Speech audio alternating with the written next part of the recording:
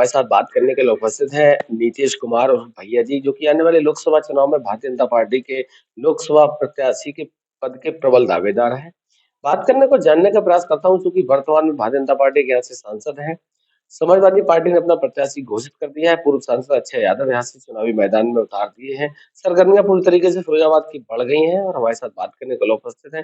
जानने का प्रयास करता हूँ, अगर पार्टी ने मौका दिया तो किस तरीके की तैयारियां चल रही हैं और किस मुद्दे के साथ चुनावी समर में ये जाएंगे। सर, सबसे पहले तो आपका स्वागत है। स्वागत है। आप यहाँ तक आए, आप लोगों का स्वागत है। पहला सवाल आपसे, समाजवादी पार्टी ने अपना प्रत्याशी घोषित कर दिया है। आप लोकसभा चुनाव में प्रबल दावेदार हैं पद के, तो किस तरीके का माहौल है और क्या लग रहा है कि पार्टी मौका देगी? देखो, मैं संगठन का व्यक्ति हूँ। अगर पार्टी मौका देती है तो हम जनता के बीच में सेवा करेंगे। सभी अपने अपने ढंग से अपने अपने विचारों से सेवा करते हैं, चाहे पूर्व सांसद रहे हों, जैसे भी रहे हों। अभी वर्तमान सांसद हैं चंद्रशेखर यादव जी, उन्होंने भी अपने हिसाब से ही काम किया होगा। बाकी मैं अपने हिसाब से काम करूंगा। अगर पार्टी मौका देती है तो एक तो मैं अपना जो वेतन मिलेगा वो शिक्षा के क्षेत्र में खर्च करूंगा। उसमें से एक भी पैसा अपने लिए, अपने स्वार्थ के लिए नहीं करूंगा। बाकी जो आएगी निधि वगैरह जो भी खर्च, वो मैं पूरे के पूरे जनता के बीच में लगाऊंगा, उसमें विकास कार्य करूंगा। अब संगठन की बात करी तो संगठन में कहाँ से शुरुआत हुई थी आप? संगठन में मैं रहा था पहले बजरंग दल का प्रखंड संयोजक। उसके बाद मैं विस्तारक निकल गया संगठन से। विस्तारक के बाद संगठन मंत्री रहा फिरोजाबाद जिले से। अभी मैं जिला अध्यक्ष हूँ धर्म यात्रा महासंघ विश्व हिंदू परिषद। धर्म यात्रा का मतलब जो गांव गांव यात्राएं जा रही है धर्म के काम के लिए, जो अपने जैसे राम मंदिर हुआ उसके लिए, अपने जो भी ये कार्यक्रम चलते हैं धर्म के नाम पे, वो सभी उसी में शामिल है, धर्म के सभी काम। तो उसका भी जिला अध्यक्ष हूँ और उसमें काम करता हूँ संगठन के हिसाब से। संगठन जैसा भी कहता है तो जिले के अंदर वैसा काम करते हैं। पार्टी की तैयारियां कैसी चल रही?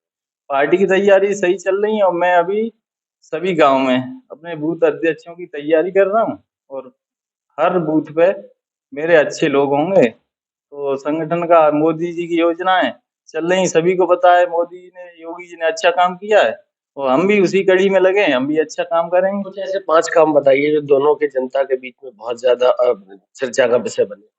देखो, सभी काम सभी जनता को दिखाई दे रहे हैं। किसने क्या किया, मान लीजिए मोदी की योजना है, जैसे जनधन योजना और किसान सम्मान निधि, जल कल जैसे हर गांव में जल, ये भी एक। और बाकी राम मंदिर का तो है ही, ये श्रेय जाता ही है मोदी जी को। अच्छा, मोदी जी को क्यों जाता है सर? चूंकि कोर्ट के फैसले से बना। हाँ, कोर्ट के फैसले से बना है, लेकिन अन्य कोई सरकार थी तो आज तक फैसला आया ही नहीं, कभी नहीं आ पाया। और मोदी जी आए तो उन्होंने थोड़ा सा प्रयास किया। अन्य सरकारें होती डरती रहती थी, वो नहीं आती, पचड़ा लगा देती तो नहीं हो पाता। मोदी जी का तो ये श्रेय जाता है, ये कोई मोदी को। और ने प्रयास भी किया है और अच्छे ढंग से अभी उसका उद्घाटन भी हो गया राम मंदिर का। तो क्या लग रहा है कि राम मंदिर का फायदा मिलेगा 2024? बिल्कुल मिलना चाहिए और श्रेय भी जाना चाहिए मोदी जी को। हमारी भारतीय जनता पार्टी है, उसको श्रेय जाना चाहिए और मिलना भी चाहिए। अगर आपको मौका दिया पार्टी ने तो जनता के लिए सबसे पहला काम क्या था?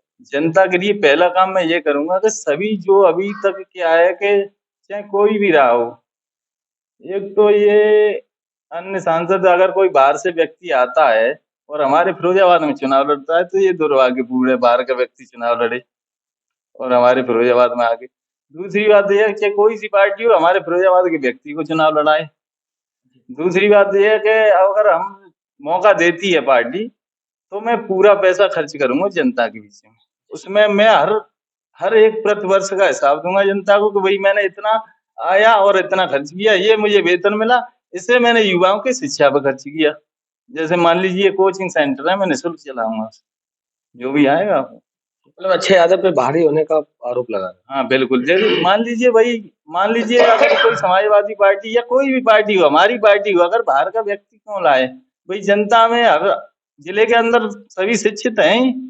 अगर पार्टी को ये लगता है किसी भी पार्टी को कि बाहर का व्यक्ति अच्छा, भाई जिले के अंदर क्या है, नहीं लोग अच्छे लोग हैं, संगठन के लोग हैं, निस्वार्थ काम करने वाले लोग भी हैं, तो जनपद के लोगों को मौका मिलना चाहिए।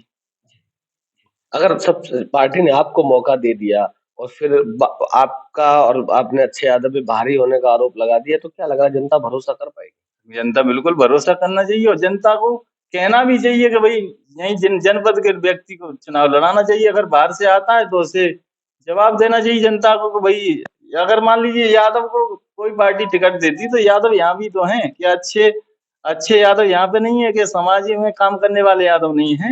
बहुत सारे, तो उन्हें मौका मिलना चाहिए। आपकी पार्टी तो यादवों को गुंडा बताती है, वो तो गुंडा ही करते हैं सरकार जब अखिलेश यादव की आ जाए। देखो हमारी पार्टी जो गुंडागर्दी करती है उसे गुंडा बताती है, उसके खिलाफ कार्रवाई करती है। अच्छा, समाजवादी पार्टी की सरकार रही, उसमें जमीनों पर कब्जे हुए थे। मेरी भी जमीन कब्जे से बचते बचते वो तो न्यायालय के आदेश आया, इसलिए बच गई। तो आपकी जमीन पे भी कब्जा हो गया था, आप तो बजरंग दल के अध्यक्ष भी रहे, प्रभारी भी उस रहे। समय हो रहा था, वो तो मेरा संगठन था उस समय, समाजवादी पार्टी की सरकार थी, यहाँ चल भी रहा था उस समय। तो वो बच गई, वो तो न्यायालय ने आदेश किया, स्टे दिया, तो उससे हम थोड़ा सा सक्रिय हो गए, इसलिए बच गई। कहीं ना कहीं आप भी उस पूर्ववर्ती सरकार के सताए हुए हैं। बिल्कुल बिल्कुल। और मैं नहीं सताया हूँ, बहुत सारे लोग सताए हुए हैं। ये कम से कम हम लोगों के, अगर इस बार हमारी पार्टी को, भारतीय जनता पार्टी को लगभग 60% वोट मिलेगा यार, ये मेरा 60% मानना है यादवों का वोट है। मिलेगा? हाँ, ये मेरा मानना है। वो कौन से यादव होंगे फिर? वो जो हम जैसे यादव हैं, हम जैसे नहीं, मतलब जो अच्छे यादव, अच्छे लोग हैं, और जो अब मान लीजिए सभी का इस काम के या इस सरकार के, मोदी जी की सरकार से सभी प्रभावित हैं और ज्यादातर लोग जुड़ ही रहे हैं। लोकसभा की जनता से क्या अपील करना लोगों की, जनता से, कि हमारी भारतीय जनता पार्टी के जो प्रत्याशी आए संगठन से उसे जिताए, ये हमारी अपील है। जी, बहुत बहुत धन्यवाद नीतीश जी, बात करने के लिए। हमारी तरफ से आपको आने वाले लोकसभा चुनाव के लिए बहुत बहुत बधाई, शुभकामनाएं, धन्यवाद।